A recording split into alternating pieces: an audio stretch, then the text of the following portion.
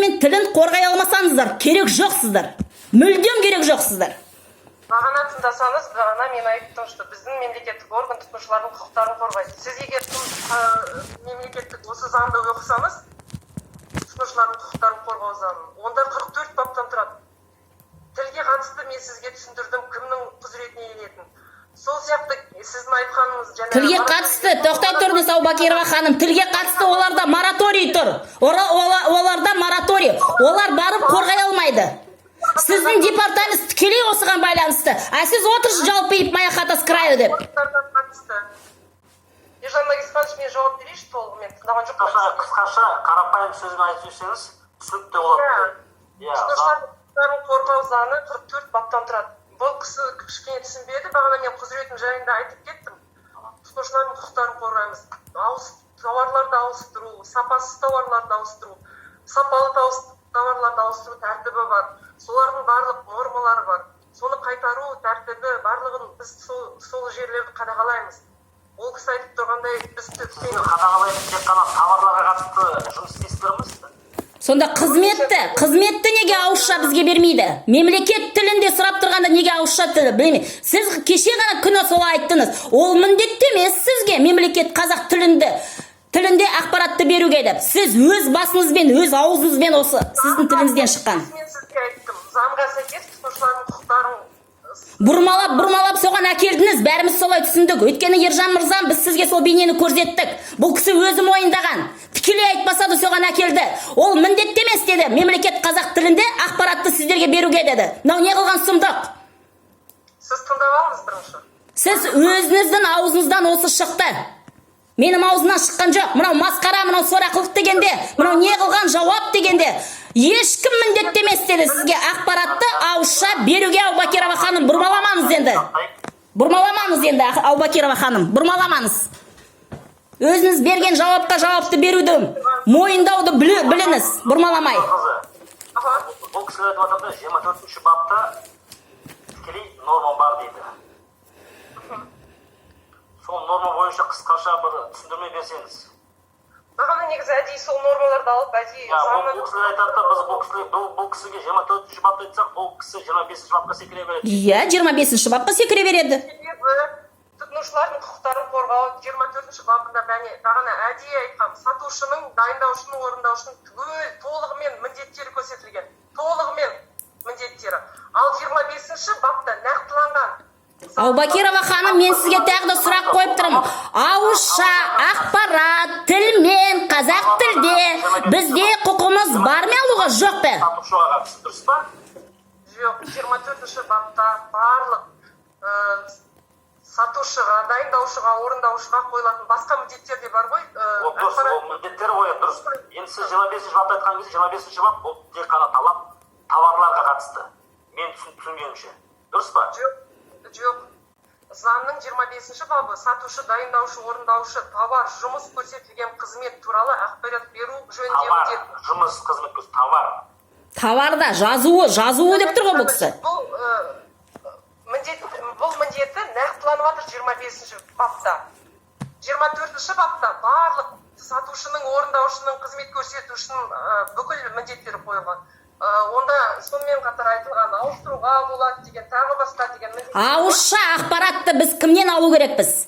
Неге біз мемлекет қазақ тілінде сұрау салғанда соған жауап ала алмаймыз? Аубакирова ханым, осыған жауап беріңіз.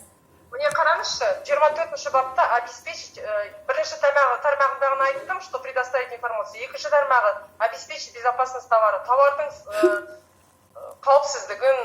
Міне тағы да бұрмалап отыр. Ержан мырза, тағы да бұрмалап отыр. Ауызша міндетті ме жоқ пе, Аубакирова ханым? Бұрмаламаңыз. Дұрыстап жауапты беріңіз. Мемлекет тілінде біз сұрау салдық пе сол жерге? Жауапты бізге. Ол қылмысқа жата ма? Жауапты сол жерде талап етсек мемлекет тілінде. Сіз соны қолдап тұрсыз ғой. Ол сатушы міндетті емес деп сіздің аузыңыздан шыққан нәрсе осы. Тілдер заңмен реттеледі. Талап етесіз, әрине, талап ете беріңіз, бірақ ол міндетті емес, я сатушы. 200-дісіз, Аубакирова ханым, 200-ді. Оны мен сізге өткен жолда түсіндірдім. Оны Сіздің маған түсіндіргеніңіз 5 тиынға керек жоқ. Сіз Қазақстанның заңына мойындамайсыз, мемлекет тілін мойындамайсыз. Өйткені сіз өзге ұлттың тілін қорғап тұрсыз. Қазақ тілін осы сұрау салған үшін сонда біз қылмыс болып шыға келеміз. Біз ешкімнің құқығын бұзуға ешқандай рұқсат жоқ. Неге сонда біздің құқығымыз бұзылады жүрген жерде? Аубакирова ханым, 200-ді болмаңыз, дұрыстап жауабыңызды беріңіз. Мораторий барлық мемлекеттік органдарға қойылған. Тек қана мемлекеттік тіл басқармасына қойылмаған. Бұл жарлық, президенттің жарлығы барлығына қолдануға, на всех распространяется. Осыдан бастамадыңыз бе? Бұрмалап аяғында осыған әкелдіңіз енді. Бұрмалап. Не себептен? Өйткені өзіңіз мойындамайсыз. Өзіңіз аяқтың астына қазақ тілін таптайтап отырсыз. Қазақстан жерінде отырып. Аяғында мораториймен жабылдыңыз енді. Бағана бермесіз де немене сұрап отырмын Аубакирова ханым. Менің рұқсаты, менің құқығым бар ма, жоқ па мемлекет қазақ тілінде қызмет көруге? Мен сізден осы ғана сұрап отырғаным. Ауызша сұрау салдым, ауызша мен неге жауап ала алмаймын деп. Бұрмалап мораторийға келдіңіз. Сәуле ханым басынан бастап сразу айтты. Мораторий деп. Өзіңіз түсінбейсіз ғой. Мен түсінбеймін бе? Ол сіз 200-ді болып бұрмалап отырсыз. 200-ді болып. Қалай қашып құтылайын деп жауаптан. Шамал, сабыр. Шамал, тәртіпті. Ну қалай, Ержан мырза, қалай? Осындай адамдар, мына Аубакирова ханым сияқты, Дауренов анау Жабаев сияқты үңгірден шыққан осындай тексіздер, абыройсыз, намыссыз, рухсыз адамдар үлкен үкіметтің мекемесін басқарып отырғанда біз қарапайым халық қайда барамыз сонда? Осындай адамдар өздері өзге ұлтты қорғап отқанда, өзге тілді қорғап отқанда, қазақтың тілін мен қазақтың ұлтын кім қорғайды? Қазақтың тілінен айырылсақ, біз жерімізден де, ұлтымыздан да, мүддесінен бәрінен айырыламыз. Осындай тексіздерді қайдан жинап аласыздар, мен соған түсінбеймін. Намысы жоқ, осындай жерлерде мына құқық қорғау дегенде, тұтынушының құқығын қорғау дегенде дұрыс қызметкерлер келу керек қой. Осылар қалай келеді, жүректерінде намыс пен абырой болмағасын. Қалай отырады осындай мекемеде? Айгүл ханым, рұқсат болса, сіз кішкене сабыр етіңіз. Мен сізге айтатыным, жалпы осы қатысушылар, бәріміз енді мемлекеттік қызметшіміз, Қазақстанның азаматтарымыз, барлық заң, кез келген заң екі тілде болуы тиіс. Және екі тілде, бірінші мемлекеттік, және екінші қосымша тілде қызмет көрсетілуі тиіс. Ол бірінші. Екіншісі, мен сіздерге осы көп жылда тіл мәселесімен айналысып жүрген бір маман ретінде айтайын. Өзім бір айдан зейнетке шығам, иншалла. Сол өзімнің бір жүрегімде қанағатсыздық бар. Неге дейін?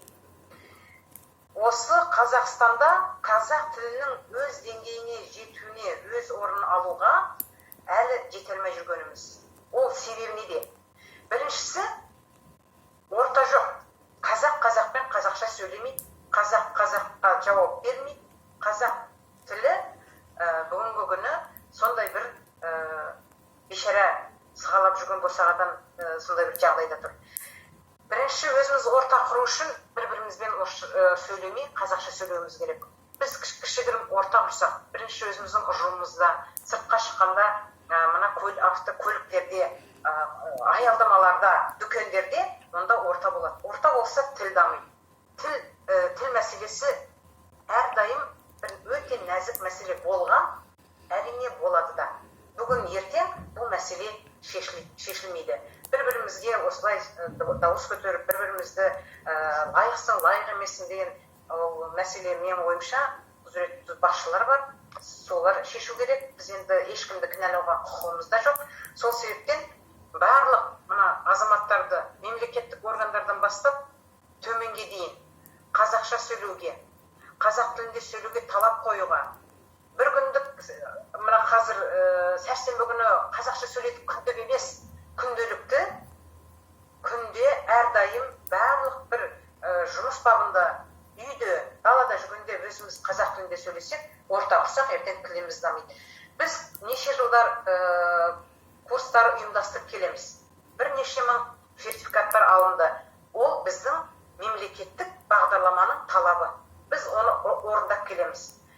Сіздерге айтайын, 2004-5 жылы басқарма, ол кезде тілдер басқармасы ашылғанда біздің мына құжат айналымы 4% болды. 96% тек мынау ресми тілде болды. Көшелердегі 2-3 ғимаратта қазақ тілінде жазылса, 2 тілде, басқалардың бәрі тек бір ресми тілде болған. Бүгінгі шүкір өздеріңіз куәсіздер, біртіндеп ақырын саясатты жүргізіп, біз 100% мемлекеттік органдардың арасындағы құжат айналымы бүгінгі 100%. Сіздер сенбесеңіздер, президент әкімшілігінен келген мемлекеттік органдарды тексерген бір тұлға маған айтты, мен сенбейтінмін, Павлодарда сондай 100% деп. Енді келіп тексергеннен кейін өзім көзім жетті деп. Ол да үлкен жетістік.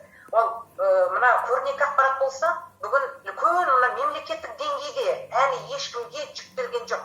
18 жылда бізден құзыретімізден алып тастап, бүгінгі күн нақты сіздер осы жұмысты жасайсыз деген тапсырма болған жоқ. Оны біз күтіп отырмыз мәдениет министрлігінен. Сондай бір тапсырма болады, кімге жүктеледі, сол жұмысты әрі қарай жалғастырады. Енді қазіргі таңда мен Майлы ханымның бір сәтте келісемін. Қазақ болғасын, 30 жылдығымызды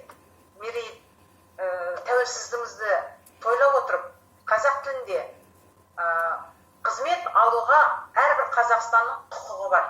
Қазақстандықтың құқығы бар. Сол себептен бүгінгі осындай жағдайлар қайталанбау үшін бәріміз атсалысуымыз керек. Тек қана құқығын қорғау департаменті емес, жалпы барлық құзыретті органдар, әрбір мемлекеттік мекеме басшысы талап қою керек. Мен неше жыл айтып келе жатқан мәселе, мен Астана қаласында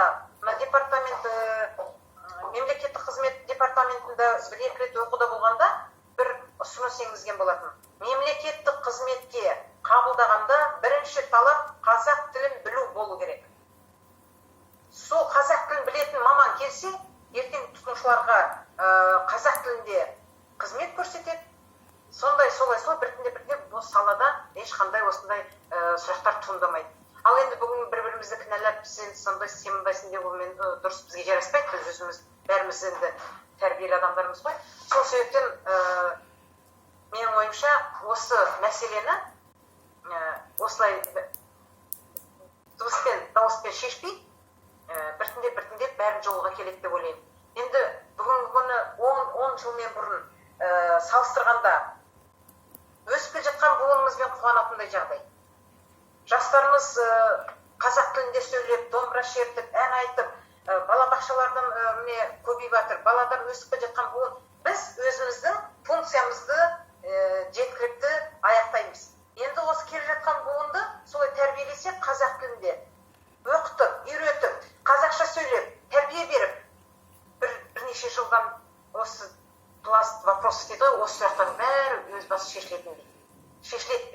Енді менің айтып отқаным, мына көрнекі ақпарат бойынша құзыретті бізге жүктелгеннен кейін біз жариялаймыз, жергілікті мына әлеуметтік желілерде кімге жүктелді, кім ол жұмыспен айналысатын. Рахмет, Сауле ханым, мен сізбен де жартылай ғана келісемін. Өйткені 30 жылдың ішінде осы үкіметтің мекемелері шынайы сөз айтқанда сіздер көп нәрсе істей алмадыңыздар. Өйткені қоғам бет жүзін дұрыстап көрсетпей, мына намысына тимей, мынаның барлығы басталған, мына намысқа, абыройды көтерілген, мына Федоровпен, Никоновпен, Путин ауыздарын салған кезде біздің кәдімгідей қоғам ояна бастады.